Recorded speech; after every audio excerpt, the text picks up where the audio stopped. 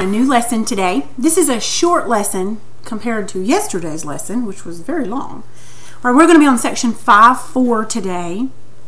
And basically what we're going to do is we're going to talk about something called factoring and learn about prime factors. Now these are things, again, you should already know. You should at least be familiar with the terms. So let's go ahead and start. We're on page 121 in our book on section 5.4. Okay, when simplifying fractions, remember how we learned about taking a fraction and dividing by a fraction that equals 1, that both numbers, numerator and denominator, can be divided down by until we get the two, the lowest you can go. Okay, when we do that, it can get challenging to figure out what numbers to divide by, especially if it's a big number. It's kind of hard to determine what you can divide down by to simplify that fraction. In this lesson, we're going to look at a useful technique called factoring. Beyond its application within fractions and algebra, factoring helps us better understand numbers and get comfortable with mental multiplication. Factoring is also used in fields like cryptology, which is the art of solving codes. I would not be good at that. A common cryptography application is keeping information secure online. When you go to buy something online, they say your information is crypted, whatever that means, but it has something to do with this. All right, so factoring, let's see what it is. We're going to define it. Back when we studied multiplication, we talked about how numbers in a multiplication problem can be referred to as factors. Factor times factor equals product. Factoring is the process of looking at a number as a product and seeing what non-fractional numbers could be multiplied to make that product. For instance, what are those numbers' factors? This would in turn tell us what non-fractional numbers we can divide the number by. You probably hear the kids in the background. They're just kind of loud today, but that's okay. Yeah. For instance, consider the number 12. All right. Ignoring 12 times 1. The product of 3 times 4 and 2 times 6, 12, 6, 4, 3, and 2, and 1 are all factors of 12. They can all be multiplied by a whole number to make 12. Now, I'm going to go ahead and put something on the screen to help kind of walk you through this. Okay, so here's what I mean when we're talking about factors. Because remember, you have factor, I'm just going to abbreviate, factor times factor equals, and then the product. This is so hard to do with a mouse. Factor times factor is product. All right, so let's just say we have 3 times 4 equals 12, okay? Okay, you can also do 2 times 6, 6 equals 12. You can also do 12 times 1. When I say the factors of a number, I'm referring to all of these. That's what it means. When you are talking of the factors of a number, it can be any of the factors that you multiply together to get that number. Okay, so let's move on to where it says prime factors. Now, when you look at factors that could be used to make a number, we're often interested in what we call its prime factors. So a prime factor is a factor that's a prime number. Well, then what's a prime number? A prime number is what we call a whole number greater than 1 that can't be divided evenly by any other number except 1 and itself. So 3 and 2 are prime factors of 12. Both 3 and 2 can't be divided by any whole number but themselves and 1. So 3 and 2 are prime. And if you take, well, let's go further before I say anything else. Sometimes it's obvious whether a factor is prime, but other times it's not. While there's a way to figure it out mathematically, you won't be asked to do that. Instead, you can just use this given list down here at the bottom where that arrow is pointing to kind of memorize those numbers. All numbers under 100 that are prime. Now, I'm going to show you something that you might want to make a copy of. You might want to make one, print one out, study it, make a note of it, whatever. But I'm fixing to show you a way to look at something and know whether it's prime or not. this right here is a 100 box from 1 to 100, and all the purple numbers you see are prime numbers, meaning that there's no other number except 1 times itself to equal that number. So when I say memorize them, it's really not that hard. We know that 2 and 3 are prime. Just wham bam, it's prime. Okay, I know that you might say, well, what about 1? Well, we're going to talk about this later on. I don't think we're going to talk about it today, but I think it may be next chapter. We'll learn that 1, well, we'll learn something special about 1, but do not include number 1 as in your prime numbers. But you know that there's nothing that you can multiply together to get 29. You know that. There's nothing except 1 times 29. Or 43, 71. Those are numbers that you just kind of know that those numbers are prime. 13. There's nothing you can multiply together except 1 times that number. So that's what makes these numbers prime.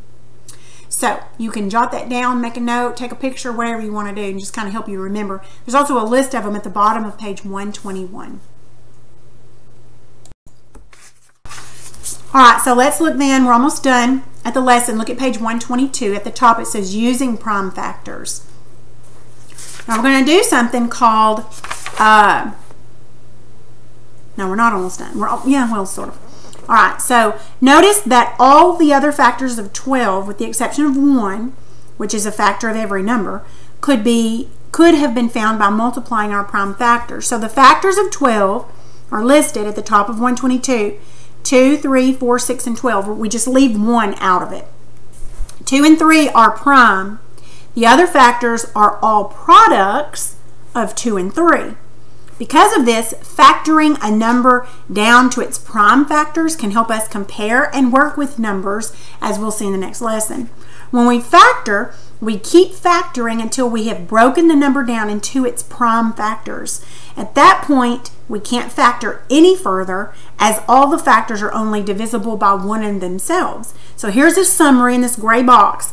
You start with any 2 factors other than 1. We're not interested in knowing that 1 is a factor. If you don't know what factors make up the number, try to see if it will be divided by 2 or 3. Go from there. Then you find factors of any non-prime numbers. Continue finding factors until each factor is a prime number. And now that might sound like gibberish. You might be going, oh my gosh, I know this. You might be like, what? Okay, but we're just going to keep going.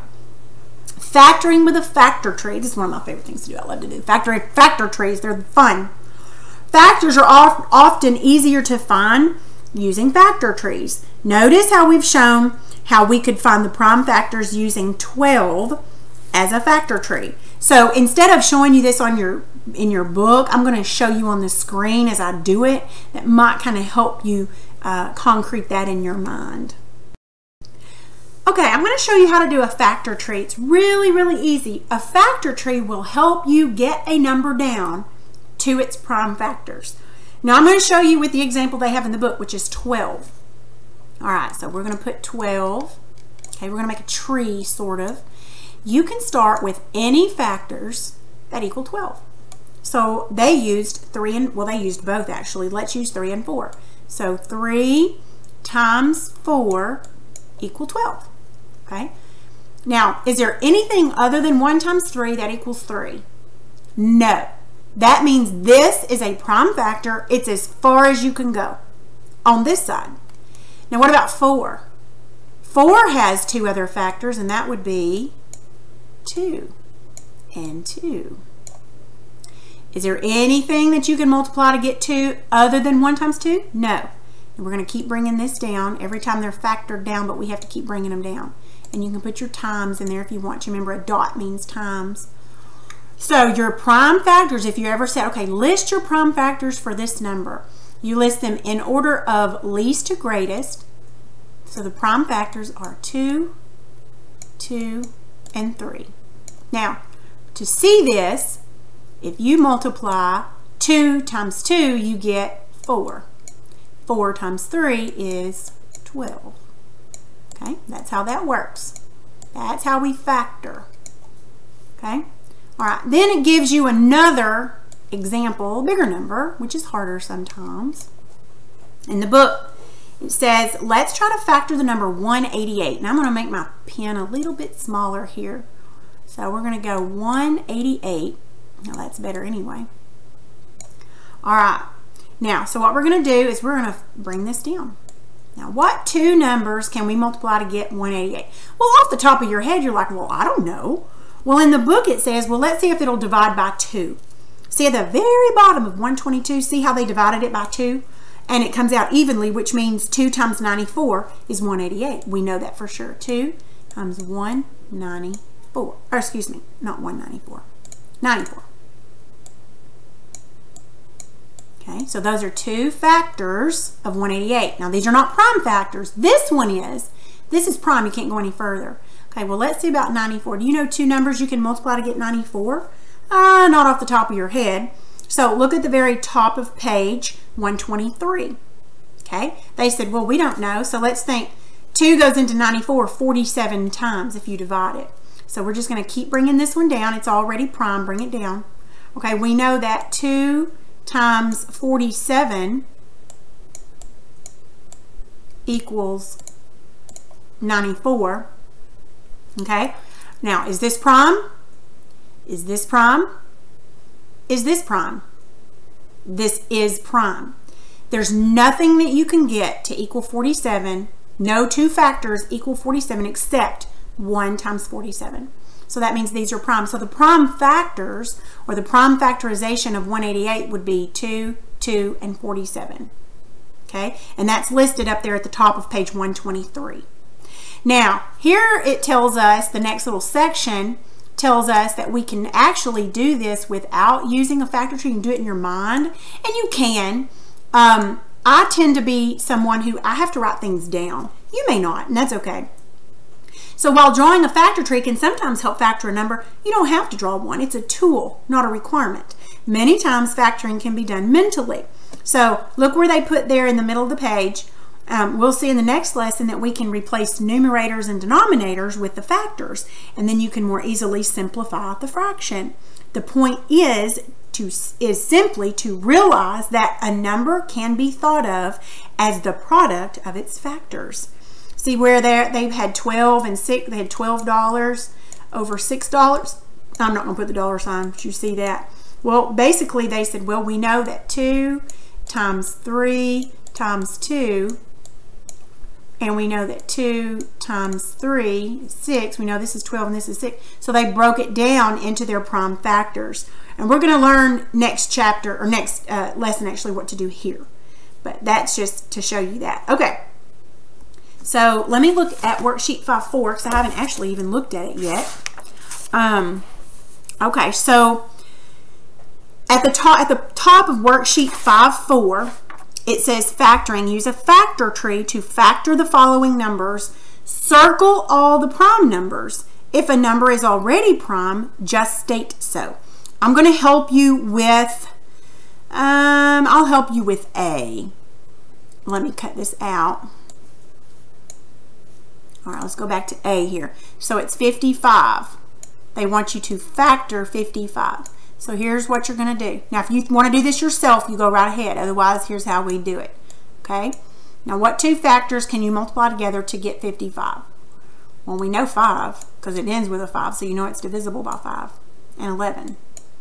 Those are the only two numbers that you can get, right? Okay. Are these prime? Yep. So it says to circle all the prime factors. Well, these are prime factors of 55. And that's as far as we can go.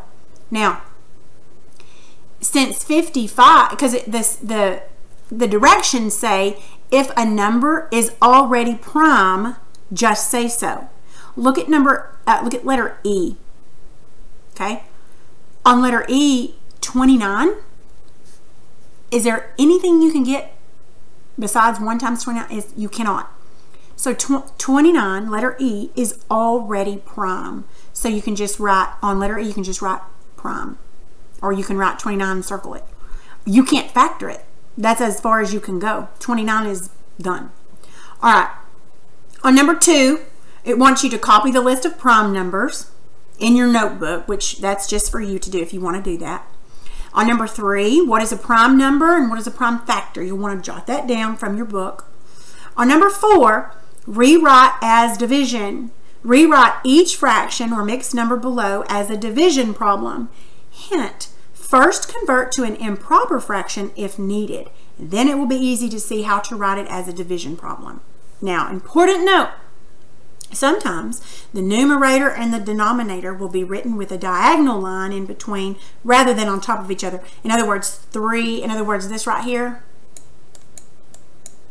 is the same as if you just did this. It just kind of depends on what kind of paper you're using, but these are the same. So don't let that confuse you. All right, so basically what you're going to do on 4A through F is you're going to rewrite, if it's improper, you're going to write, rewrite each fraction or mixed number below as a division problem. So on letter A, where it says 7 over 9, you're going to rewrite that as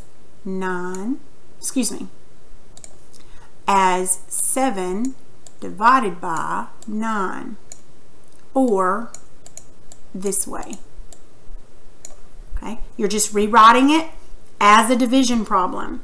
All right, then on letter B, 56 over 7, now that's improper.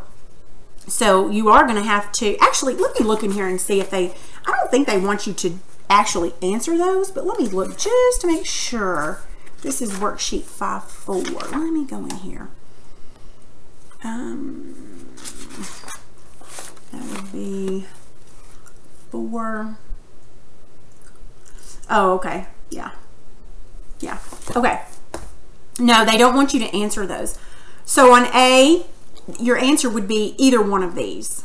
Okay. And then on B, you've got 56 over 7, or what your answer would be 56 divided by 7. Of course, or you can write it horizontally like this. They just want to make sure that you're reading it correctly. Now on letters C and D, those are mixed numbers. Before you write that as a division problem, you have to make it into an improper fraction. Remember, take that bottom number, multiply it by the big number. So let's look at C. If you have 1.5, to make this into improper, you take these and multiply it, and then you add. So that's 2 times 1 is 2, plus 1 would be 3, and then you use this number. Then you write this as a division problem. And that's what you'll do on D. All right, so 5 is just asking you a question.